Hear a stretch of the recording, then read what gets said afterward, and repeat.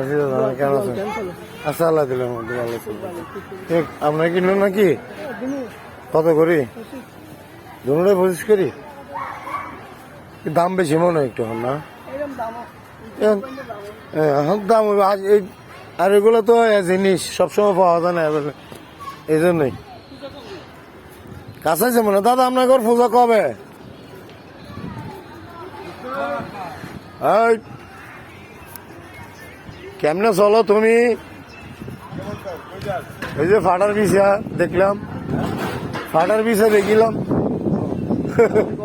হ্যাঁ, হইতে তেমন এটার খবর জানি ফাটা বলে। ফাটা তো চালু হয়েছে মনে হয়, কাছাই গেছে পার্লার।